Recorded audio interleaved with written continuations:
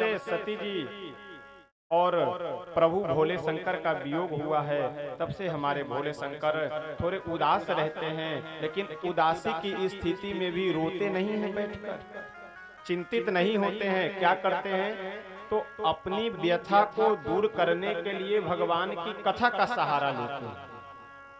हम लोग अपनी व्यथा को दूर करने के लिए क्या करते हैं? दूसरे की व्यथा माथे पे ला देते हैं। क्योंकि यही होता है ना संसार में, अगर दूसरे से आप अगर कोई अपनी समस्या बताइए तो लोग यही कहते हैं, अरे क्या बतावे भाई साहब, आपको तो एक ही परेशानी है, हमारी परेशानी तो पूछिए मत। अब वो अपनी व्यथा इतनी अपनी व्यथा सुना देगा कि आपकी व्यथा कम हो जाएगी। तो अगर संसार के लोगों को यदि आप अपनी व्यथा सुना करके अपनी व्यथा दूर करना चाहते हैं तो ये बहुत मूर्ख वाली बातें हैं। तो बुद्धिमानी वाली बात यह है कि अपनी व्यथा को दूर करने के लिए हम सब लोग भगवान की कथा को आश्रय बनाए, भगवान की कथा हम सब लोग श्रवण करें। यही हमारे इस जीवन की विशेषता है। शंकर भगवान ऋषि महर्षियों के आश्रम में जाते हैं, कहीं भगवान की कथा सुन रहे हैं, सुना रहे हैं। इधर एक तारकासुर नाम का राक्षस हुआ है जो चारों तरफ उत्पात और आतंक मचा रखा है, लेकिन उसकी मृत्यु तभी हो सकती है जब शंकर भगवान पुनः विवाह करें।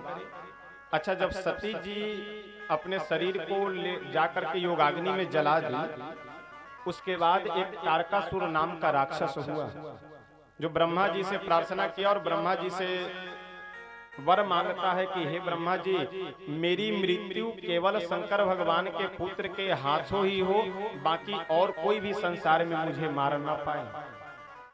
ब्रह्मा जी बोले तथास्तु। अच्छा, वह बुद्धि क्या लगाता है कि अब तो शंकर भगवान विवाह करेंगे नहीं, और विवाह यदि नहीं करेंगे तो उनको किसी पुत्र की प्राप्ति होगी नहीं, और जब शंकर भगवान को बेटा नहीं होगा तो मेरी मृत्यु नहीं हो सकती है, क्योंकि मुझे वर मिला है कि शंकर भगवान के पुत्र के हाथों ही मेरी मृत्यु होगी।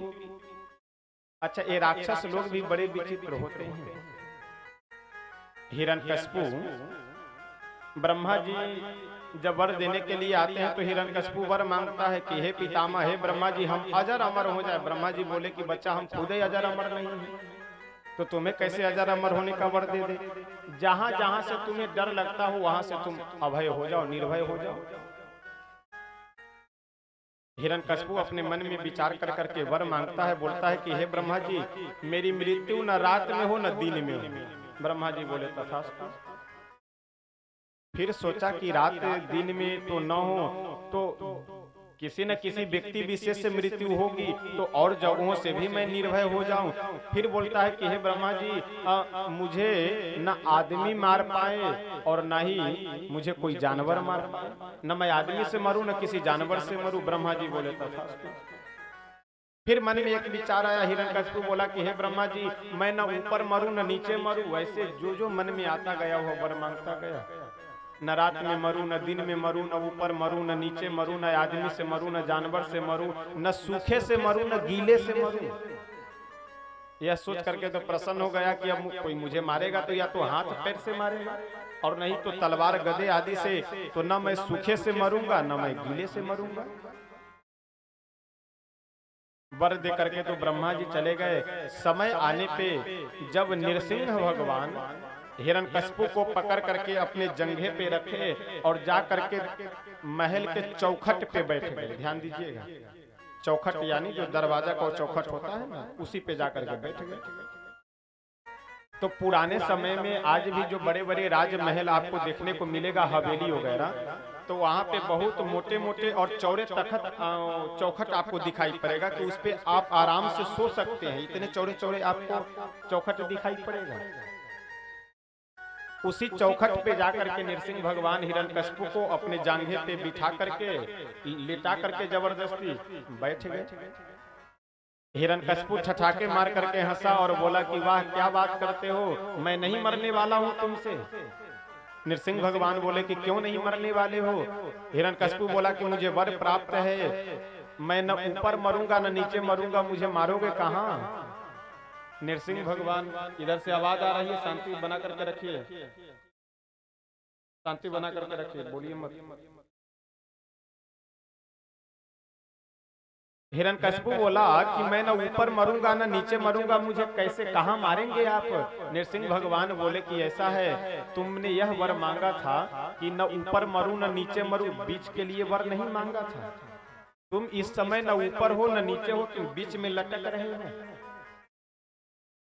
हिरण्यकशिपु सोचा कि वाह देखो मैं कितना तेज हूँ, इसीलिए तो हमने कई वर मांग रखे हैं। हिरण्यकशिपु प्रसन्न होकर के ठठाके लगा करके हंसा और हंस करके बोला कि मुझे और भी वर प्राप्त है।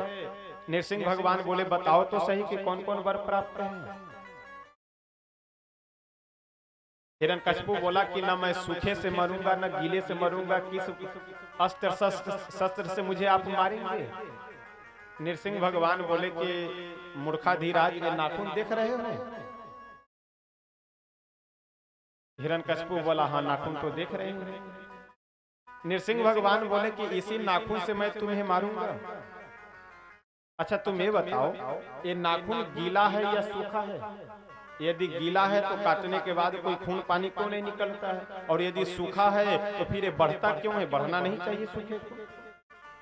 तो ये नाखून न सूखा है न गीला है, और मैं तुम्हें मारूंगा इस नाखून से, क्योंकि तुमने वर मांगा है कि न मैं सूखे से मरूं न गीले से मरूं। तो ये नाखून न सूखा है न गीला है। मुझे पहले पता था कि एक हिरण्यकशिपु नाम का महामूर्ख होगा जो यह वर मांगेगा कि न सूखे से मरूं न गीले से, इसलिए नाखून की व्यवस्था हमने पहले से कर रखा है।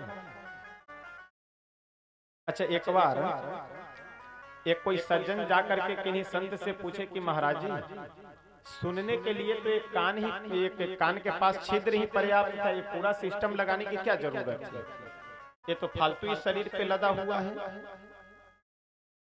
संत बोले कि ऐसा है, ब्रह्मा जी बहुत बुद्धिमान थे और ब्रह्मा जी को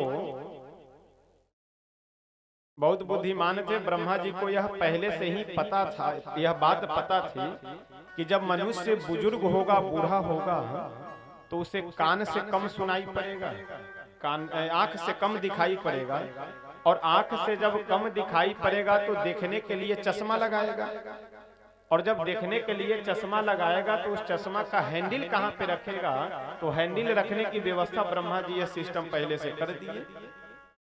तो भगवान की बनाई हुई जो भी व्यवस्था है वह सब, अच्छा आप देखते होंगे कई बार मार्केट में स्कॉर्पियो, बोलेरो, फॉर्च्यूनर और कौन कौन दुनिया भर की गाड़ियां हैं, उन गाड़ियों में हमेशा नवीनताएं होती है। क्यों? क्योंकि प्रति वर्ष लेटेस्ट मॉडल आता है गाड़ी का। लेटेस्ट मॉडल के विषय में किसी से पूछे तो क्या कहेंगे, लेटेस्ट मॉडल का मतलब यह है कि पिछले वर्ष की गाड़ी में जो कुछ कमी रह गई थी तो इस वर्ष की गाड़ी में उसे सुधार कर करके मार्केट में लाया गया है। यानी 10-10, 15-15 वर्षों तक गाड़ियों में लेटेस्ट मॉडल की आवश्यकता होती है। लेकिन धन्य है ब्रह्मा जी, धन्य है भगवान कि यह मनुष्य शरीर एक बार जो आज से हजारों लाखों वर्ष पहले बना दिए, आज तक कोई लेटेस्ट मॉडल की जरूरत नहीं। अगर थोड़ा सा कोई नस इधर उधर हो जाए तो हम लोग डॉक्टर साहब के पास पहुंचते हैं और जाकर के कहते हैं कि डॉक्टर साहब ये मेरा नस जो जहां पहले था वही कर दीजिए।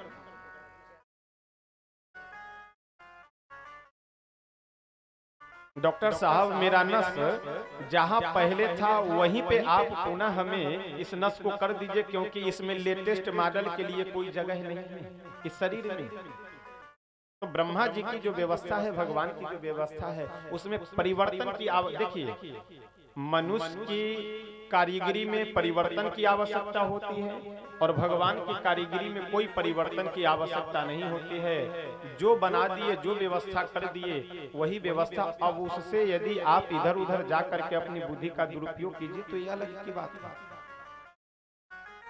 श्री भोले शंकर हमारे इधर उधर घूम करके कथा कह रहे हैं, सुन रहे हैं, भजन कर रहे हैं, कहीं सबके साथ संकीर्तन कर रहे हैं। इधर तारकासुर वर मांगता है कि हमारा मरण, मेरी मृत्यु भोले शंकर के पुत्र के हाथों ही हो। और जब यह वर मिल जाता है तो सबसे पहले वह दूसरों को, देवताओं को, ऋषि मुनियों को, मनुष्यों को परेशान करना आरंभ करता है। चारों तरफ त्राहिमाम त्राहिमाम होने लगता है। यह स्थिति जब पूरे संसार में व्याप्त हो जाती है तो सभी देवता मिलकर के ब्रह्मा जी के पास गए और जाकर के ब्रह्मा जी से बोले कि पितामह, अब आप ही कोई ऐसी व्यवस्था कीजिए कि जिससे इस तारकासुर का अंत हो सके। बाकी हम सब लोगों को तो बहुत यह तारकासुर परेशान कर रखा है, तो इसलिए अब आप कुछ ऐसी कृपा कीजिए कि जिससे तारकासुर की मृत्यु हो। ब्रह्मा जी बोले कि इसका तो एक ही उपाय है कि शंकर भगवान विवाह करे, तभी तारकासुर का वध हो सकता है। ब्रह्मा जी बहुत सुंदर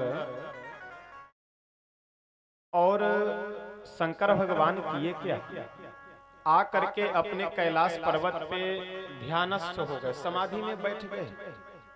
और कितना सुंदर संकेत है कि पत्नी का देहांत हो चुका है और शंकर भगवान क्या कर रहे हैं, दूसरा विवाह नहीं करने जा रहे हैं। इधर उधर लोगों के पास बैठ करके अपनी दुखड़ा भी नहीं सुना रहे हैं, क्या कर रहे हैं, बैठ करके भगवान का भजन कर रहे हैं। क्योंकि दुख का हम लोगों के सबसे बड़ा कारण है कि हम लोग दो कारणों से सबसे अधिक दुखी रहते हैं। पहला कारण तो यह है कि दूसरों को सुखी देख करके ज्यादा दुखी रहते हैं, पहला कारण। और दूसरा कारण यह है कि दूसरों को दुखी देख करके, यानी अपनों को दुखी देख करके हम लोग ज्यादा दुखी रहते हैं। समझ गए?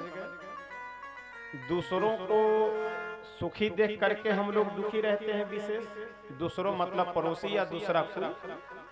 और जो अपने लोग हैं उनको दुखी देख करके हम लोग दुखी रहते हैं, अपने दुख से तो हम बहुत कम दुखी रहते हैं।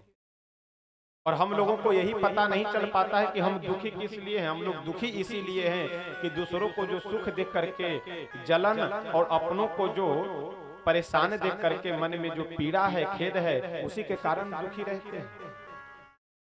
किसी गांव में बहुत सारी यानी 10-12 की संख्या में महिलाएं बैठ करके रो रही थी।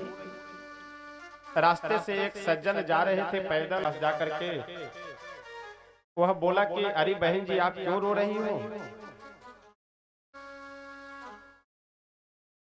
वह दूसरी महिला भी बोली कि हमें भी पता नहीं है, आप तीसरी से पूछिए, अगली से पूछो। अब हम तो रो रहे हैं लेकिन हमको पता नहीं कि किस लिए रो रहे हैं। धीरे धीरे करते करते वह आदमी जो सबसे अंत में एक महिला बैठी हुई थी उसके पास में जा करके बोला कि अरे बहन जी, आप क्यों रो रही हो, क्या कष्ट है आपको? क्योंकि यहाँ तो कोई लाश वगैरह भी नहीं है, न कोई घर वगैरह जला है कि जिस दुख के कारण आप रो रही हो। वह महिला बोली कि भैया कोई दुख हमको नहीं है, हमारी इच्छा हुई आज पता नहीं क्यों रोने की इसीलिए हम रो रही हैं। अच्छा, आप ध्यान दीजिएगा, वह जो सबसे आगे महिला बैठ करके रो रही थी उसकी इच्छा थी रोने की, इसलिए रो रही थी। और बाकी उसके पीछे जो अन्य महिलाएं बैठ करके रो रही थी वो किस लिए, वो अगली को देख करके भी रोने बैठ गई। अब हम लोगों की भी यही समस्या है कि ये पता नहीं कि हम दुखी क्यों हैं। और दुखी हम इसीलिए हैं कि जो दूसरों के सुख देख करके और जो अपनों को के दुख को देख करके जो दुखी होते हैं, यही हम लोग के दुख का कारण। शंकर भगवान कुछ नहीं किए, अपने आए कैलाश पर्वत पे और बढ़िया आसन जमा करके बैठे और ध्यान लगाने लगे। और जब ध्यान लगा ही रहे थे कि भगवान श्री रामचंद्र जी आ करके ध्यान को खोले और भोले बाबा से कुछ निवेदन कर रहे हैं। और निवेदन करते हुए कहते हैं कि हे भोले शंकर, मेरा यह एक निवेदन है, आपसे प्रार्थना है। कौन सी प्रार्थना? बहुत सुंदर लिखते हुए गोस्वामी बाबा कहते हैं, बहुविधि राम शिवहि समझावा,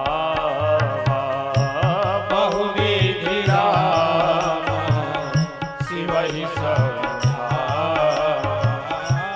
बहुविधि राम शिवहि समझावा, बहुविधि राम शिवहि समझावा,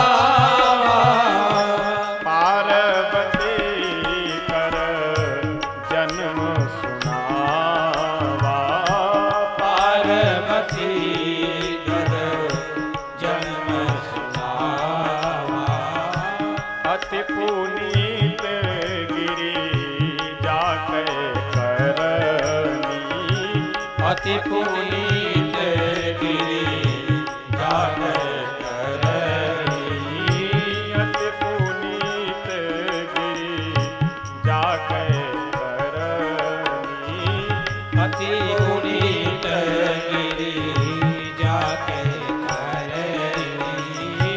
अति पुनीत गिरि जाके करनी, अति पुनीत गिरि जाके करनी, बिस्तर सहित कृपानी बरनी, बिस्तर सहित कृपानी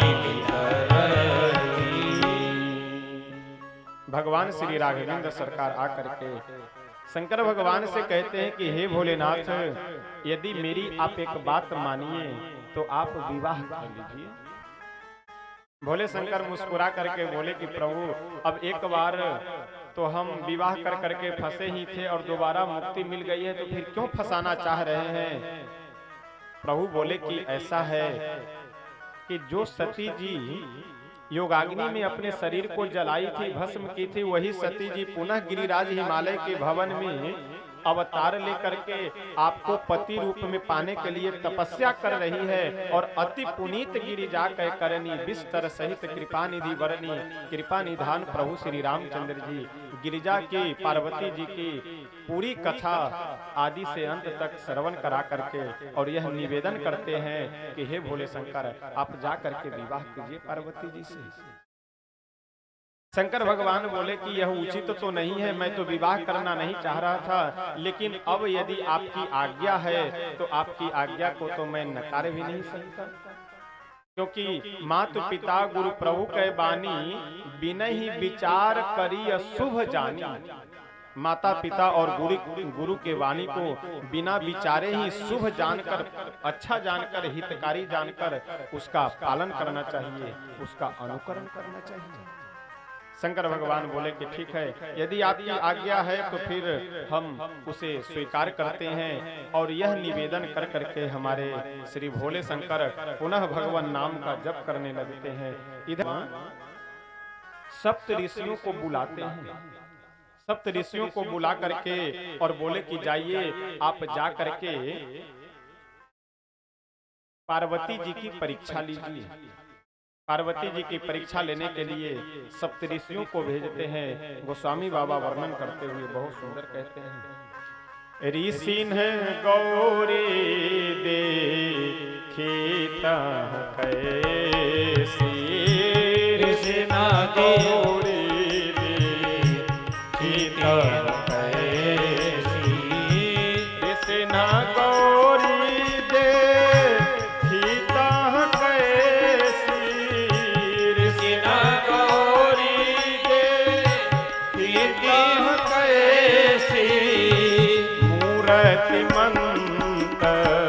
तपस्या जैसी, मूरत मंत तपस्या जैसी। सप्त ऋषियों ने जाकर के जब श्री पार्वती जी का दर्शन किया तो मानो कि साक्षात तपस्या ही मूर्तिमान होकर के बैठी हुई। जैसे ही सप्त ऋषि लोग पहुंचे, पार्वती जी को देख करके सभी आवाज दिए, अजी देवी आंख खोलो अपनी, हम तुम्हारे हित के लिए कुछ कहने आए हैं। श्री पार्वती मैया जैसे ही अपना नेत्र खोली, आगे सप्त ऋषियों को देखी, प्रणाम की और बोली कि हाँ बताइए ऋषिवर, किस लिए आप मेरे ऊपर कृपा किए हैं, किस लिए यहाँ पधारे हैं। सप्त ऋषि लोग बोले कि मुझे तो तुम बहुत ही मूर्ख दिखाई दे रही हो। अरे बताओ, जिससे अनायास विवाह हो जाए फिर भी विवाह नहीं करना चाहिए, उस पागल के लिए, उस बौराह के लिए तुम तपस्या कर रही हो, इससे बड़ी मूर्खता की बात और क्या हो सकती है। हम तुम्हारे हित की बात करने के लिए आए हैं। अच्छा, एक बात का आप ध्यान रखिएगा अपने जीवन में कि जो आदमी बार बार आपसे कहे ना कि भैया अब आप समझ लीजिए कि हम केवल आपके हित के लिए बात कर रहे हैं, केवल आपके हित के लिए लगे हैं, वो समझ जाइए कि कहीं ना कहीं आपको छुरी भिड़ा करके रखे हुआ है। जो बार बार हित की बात करे और बार बार आपका हितैषी बनने लगे तो आप उससे सावधान हो जाइएगा। नया नया आकर के सप्तऋषि लोग आकर के पार्वती जी से बोले कि ऐसा है, यदि आपको विवाह करना ही है तो हमसे बताना चाहिए। अरे हमारा काम ही है विवाह करवाना। और आपके लिए हमने बहुत सुंदर दूल्हा ढूंढ कर करके लाया है। और वह दूल्हा कोई ऐरू गैरू नथु खैरा नहीं, वो तो बैकुंठाधिपति साक्षात भगवान विष्णु है, भगवान नारायण है। वो रूप में भी अपने आप में अद्वितीय हैं, स्वभाव में भी अद्वितीय हैं और साक्षात लक्ष्मीपति हैं। तो उनसे मैं आपका विवाह करवाना चाहता हूँ। हम सब लोग यही प्रस्ताव लेकर के आए हैं, क्योंकि महादेव अवगुण भवन बौरे बरही लाग तप कीन्हा। ये पागल के लिए भूत प्रेतों के साथ में रहना और श्मशान की भभूत लगाना और सांपों को अपने गले में लपेट करके रखना, पहाड़ में रखना रहना, और ये सब उनकी प्रवृत्ति है। तो ऐसे बौराह पागल वर से विवाह कर करके आपको कौन सा सुख मिलेगा? यदि सुख चाहिए तो हम आपको बढ़िया वैकुंठाधिपति भगवान विष्णु से विवाह करवा देते हैं। विष्णु जी तो बिल्कुल गुण ही गुण उनमें है, स्वभाव भी सहज, स्वरूप भी अद्भुत, और शिव जी में तो अवगुण ही अवगुण है। अच्छा, दो चार अवगुणों की और दो चार गुणों की चर्चा ये सप्तऋषि लोग किए। पार्वती मैया हाथ जोड़ करके बोली कि हे ऋषिवर, आप लोगों से कुछ भूल हो गई, और भूल ये हो गई कि जो आप कहना चाह रहे थे वो कह नहीं पाए। सप्तऋषि लोग बोले कि क्या नहीं कह पाए? पार्वती मैया हाथ जोड़ करके बोली कि हे ऋषिवर, महादेव अवगुण भवन विष्णु सकल गुण धाम। आप शंकर भगवान के अवगुणों को गिना रहे हैं, भगवान विष्णु के गुणों को गिनती करवा रहे हैं। तो एक गुणों को गिनती करवाते करवाते मुझे ऐसा लग रहा है कि आप जो कहना चाह रहे हैं वो कह नहीं पा रहे हैं। आपके कहने का मतलब यही है कि शंकर भगवान गुण अवगुण के भंडार हैं, महादेव अवगुण भवन, वो अवगुण के भवन है, घर हैं, और भगवान विष्णु गुणों के घर हैं, गुणों के भंडार हैं। यही आप कहना चाह रहे हैं ना? सप्तऋषियों को लगा कि शायद हमारी जादू काम कर गई। सप्तऋषि लोग बोले हाँ हाँ बिल्कुल बिल्कुल, मैं यही कहना चाह रहा हूं। भोले शंकर जिनको पति रूप में प्राप्त करने के लिए आप तपस्या कर रही हो, वो तो अवगुण के भंडार हैं। तो इसलिए अवगुण के भंडार से आप विवाह न कीजिए, मैं गुणों के भंडार वैकुंठाधिपति से आपका विवाह करवाना चाह रहा हूं।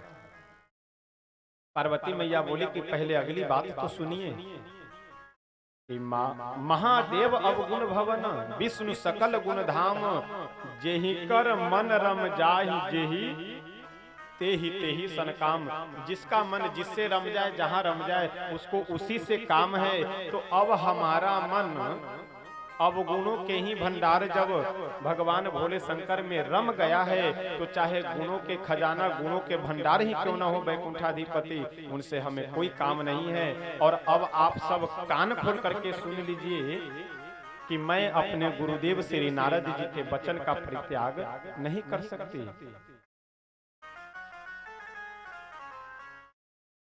नारद बचन मैं परिहरऊं,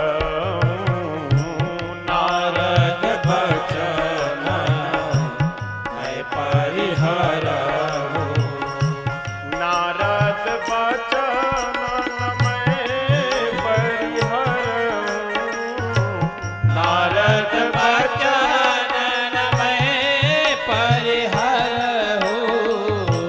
उजरऊं भवन उजरऊं नहीं डरऊं, बसऊं भवन उजरऊं नहीं डरऊं, गुरु के बचन प्रतिदिन जेहि, गुरु के बचन प्रतिदिन जेहि, गुरु के बचन प्रतिदिन जेहि, गुरु के बचन प्रतिदिन जेहि, सपने हु सुगमन सुख सिद्धि तेहि, सपने हु सुगमन सुख सिद्धि तेहि,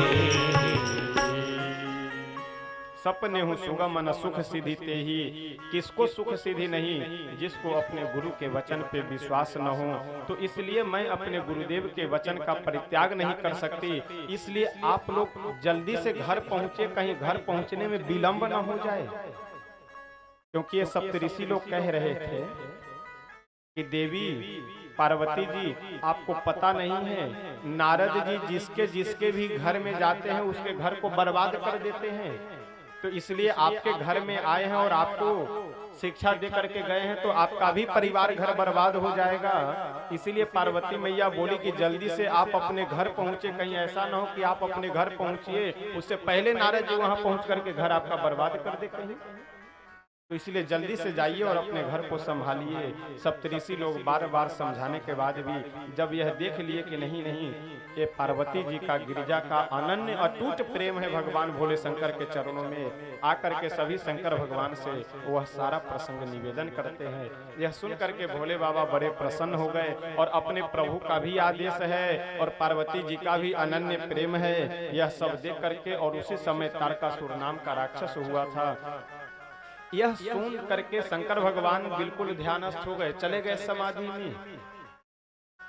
और उधर तारकासुर के अत्याचार से प्रताड़ित करने के कारण सभी देवता दुखी होकर के ब्रह्मा जी के पास पहुंचे। सभी आपस में विचार करने लगे। ब्रह्मा जी उपाय बताए कि यदि भोले बाबा का आप सब विवाह करवा ले जाइए तब तो इस समस्या का समाधान हो सकता है। तो विवाह कैसे होगा? शंकर भगवान तो समाधि लगा करके बैठे हुए हैं। और जब समाधि लगा करके शंकर भगवान बैठ गए तो इधर देवता लोग आपस में विचार कर करके एक योजना बनाते हैं। और योजना बना करके कामदेव को भेजते हैं। कहां पे? शंकर भगवान की समाधि भंग करने के लिए। कामदेव वसंत ऋतु को लेकर के शंकर भगवान की समाधि को भंग करने के लिए आया। बहुत अपनी करामात दिखाने का प्रयास किया, दिखाया भी, लेकिन एक भी करामात से शंकर भगवान की समाधि डिगी नहीं। अटूट समाधि में शंकर भगवान बने हुए थे। और शंकर भगवान समाधि जो लगाए हुए हैं तो किनका लगाए हुए? श्री सीताराम जी का दर्शन कर रहे हैं। देखिए, जगे रहते हैं तो भगवान का नाम जपते हैं, और यदि नेत्र बंद कर लेते हैं तो श्री सीताराम जी का स्वरूप, श्री सीताराम जी की झांकी देखते हैं। बस यही शंकर भगवान, चाहे वो जगे हो चाहे सोए हो, दोनों स्थिति में वह केवल भगवान का जो नाम है, भगवान का जो रूप है, इसी का आनंद लेते हैं। आइए हम सब लोग एक भजन श्रवण कर करके फिर आगे बढ़ेंगे कि वास्तव में शरीर की पीड़ा को, शरीर के रोग को दूर करने के लिए तो दवाएं हैं, बाकी मन के रोग को दूर करने के लिए, मन की पीड़ा को दूर करने के लिए तो भगवान का नाम ही, भगवान की कथा ही दवा है। तो इसलिए इस दवा को यदि बारी बारी से थोड़ा थोड़ा हम लोग यदि लेते रहें तो मन की जो बीमारी, मन का जो रोग है वह धीरे धीरे दूर होता रहेगा।